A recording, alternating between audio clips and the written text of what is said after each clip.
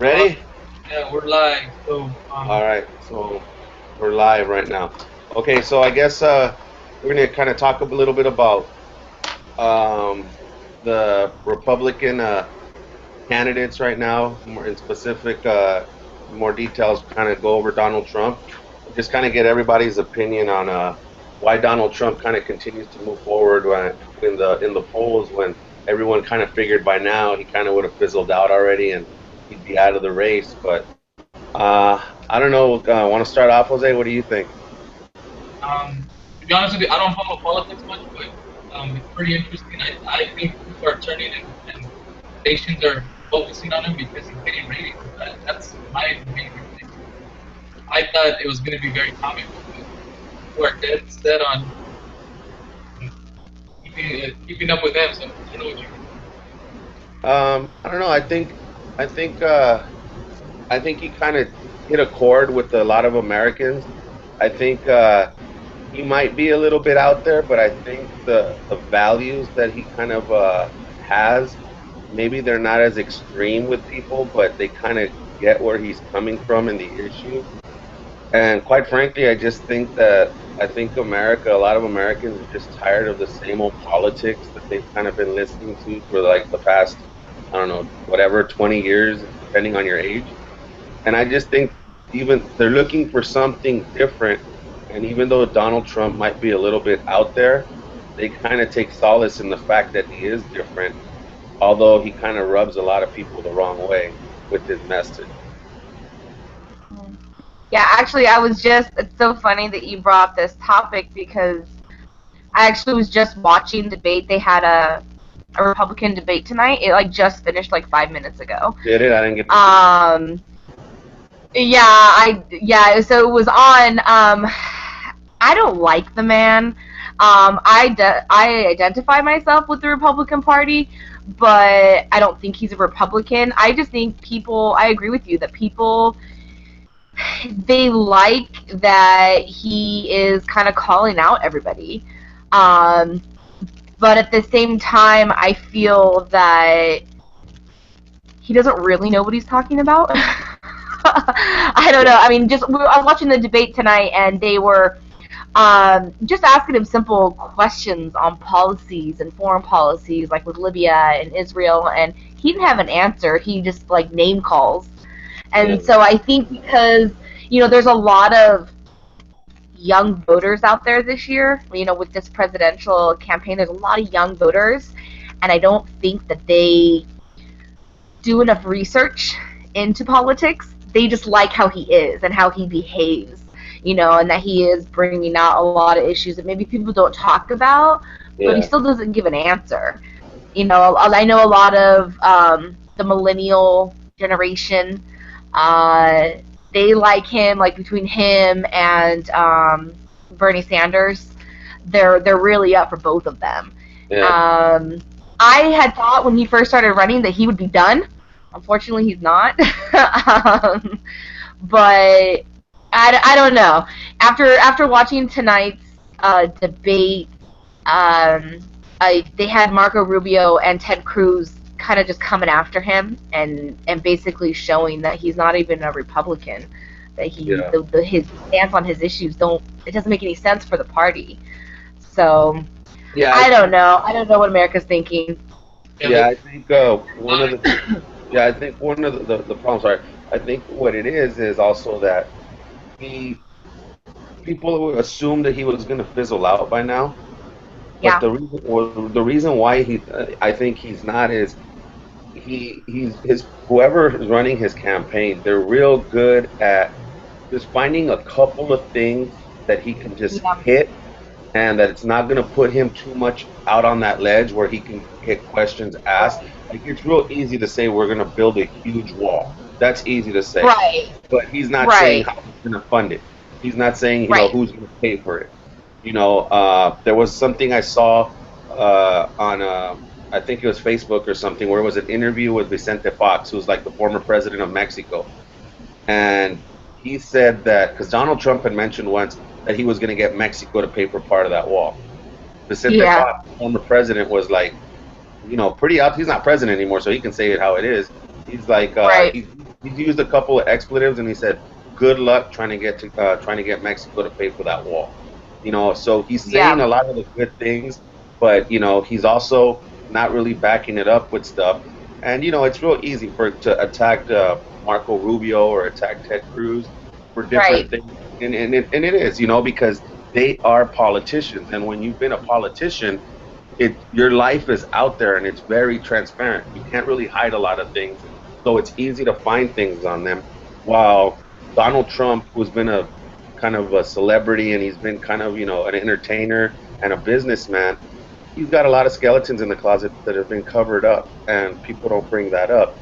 right. And it's just difficult to do that, and it's kind of like I thought it was funny. I think like 2 debates ago, he uh he wasn't there because I think he was boycotting it because of the Fox News anchor.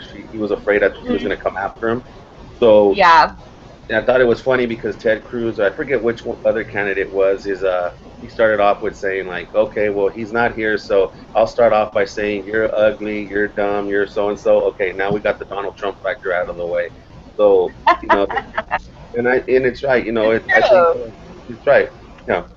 Yeah, no, I think Gary, you hit the nail right on the head. It's kind of like kind of scary to think that he's kind of doing all these pretty immature things on video, and I mean in the public, when foreign policy is such a sensitive subject. I could just see him think that things kind of asinine to somebody who's not going to take it the right way, and then just put our foreign policy in jeopardy and get ourselves. Yeah, and it's going to be real interesting when it starts getting closer and closer to whether he's going to start picking up actual like a good amount of electoral votes that's going to get him the nomination. And I was reading something that said that they might not even have somebody nominated yet when they have the GOP, when they have the convention. They might not have that person nominated yet because it, Right. the party might just go against um, the primaries and the caucuses and still nominate somebody else, which would be unprecedented, but it could be Right. done. But and it would make sense because, the way he takes his stances, it's not the same as the Republican Party. He doesn't Yeah. take the same stances on it, and so why have him represent the Republican Party when he doesn't take that stance? Is watching tonight, and he has the skeletons in the closet, like you were saying. One of the issues that came up tonight was his taxes, I guess his tax returns, and they were asking him why he wouldn't produce them, and he kept arguing, saying that he was being audited, and so he wouldn't produce them. And they were like, that's why you should produce them. Why don't you have them? And so it was really sketchy But with his answers. And then when they would get argumentative with him and ask him policies, he would say, "Well, you're a liar," or "You're a basket case." And it was like, what are you Yeah. doing? It that's was Yeah. so childish. It was ridiculous, and it's sad because if the Republican Party does nominate him for the GOP, he is going to get slaughtered. Whoever the Democratic Party chooses, whether it's Sanders or Hillary Clinton, he is not going to be able to. I don't believe be able to handle it. Well, I just think what will happen is if he gets the nomination, I think I think moderates are all going to go Democratic this time because they're just not going to Oh yeah, want that him in particular there. I think if you right. had some if I think if you had somebody like Marco Rubio or Ted Cruz, you'll still get a lot of the moderate voters who just one think Bernie Sanders is a socialist and two just don't trust Hillary Clinton. But Right.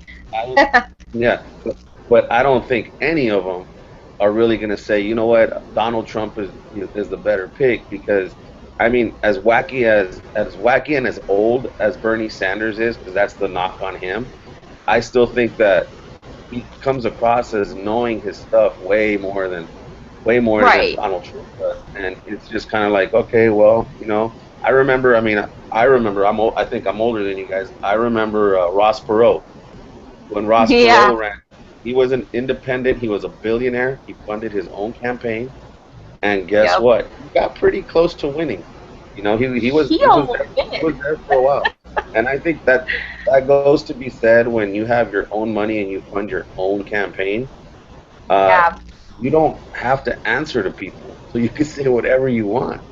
And Yeah.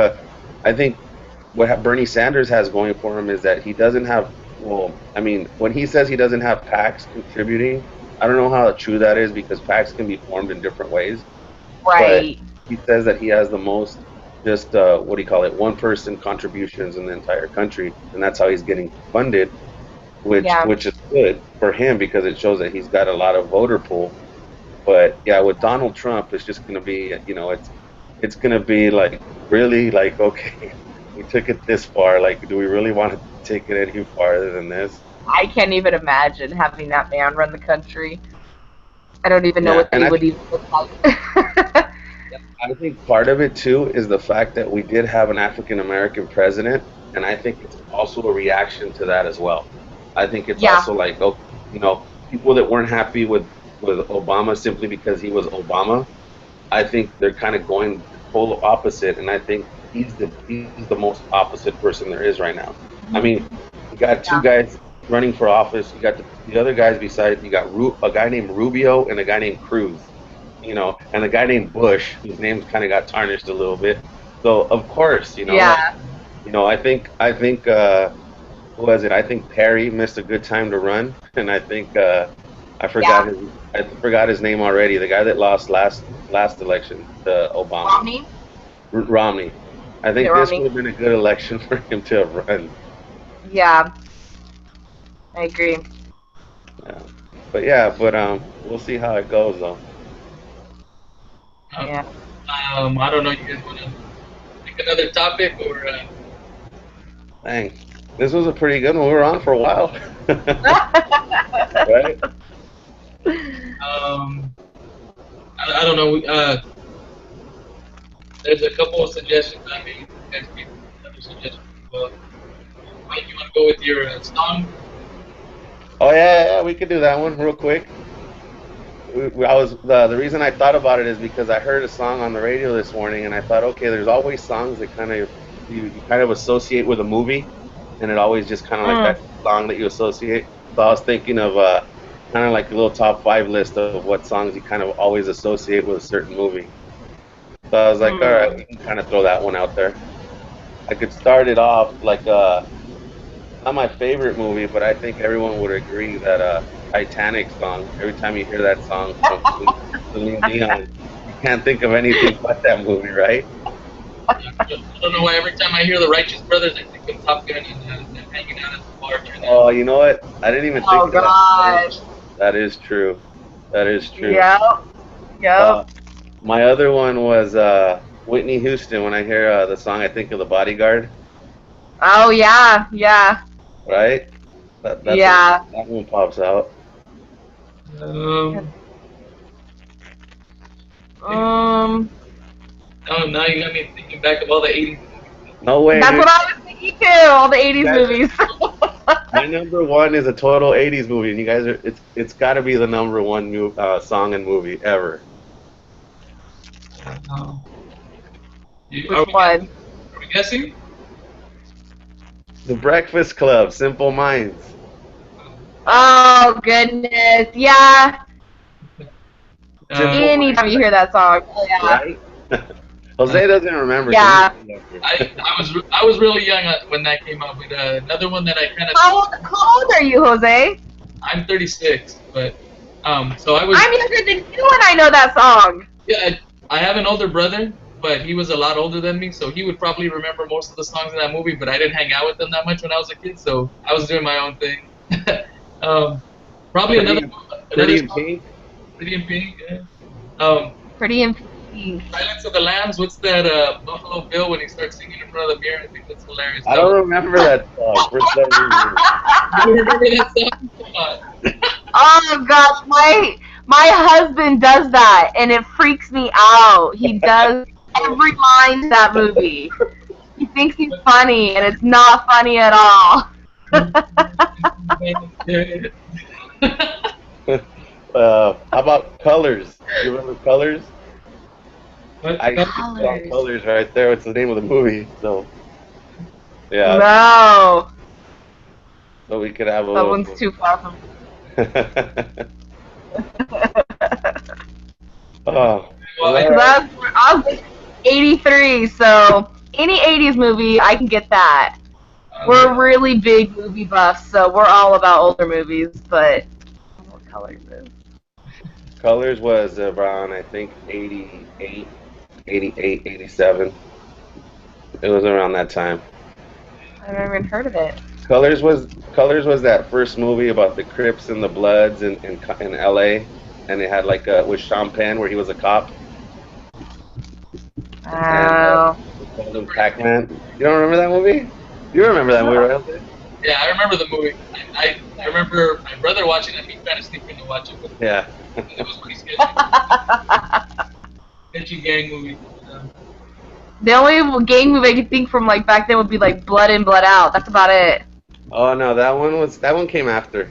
Yeah, that one came a little bit Yeah. after. Yeah, Oh, that one was a good one too, though. That one was with Benjamin Bratt. He was in yeah. it. Yeah, that was good. So hopefully you figured it out, Jose, and hopefully you can send this over to the professor. Yeah, I think we're good with terms of the assignment.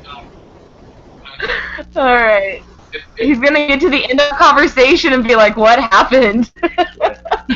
Yeah. We fizzled out. yeah.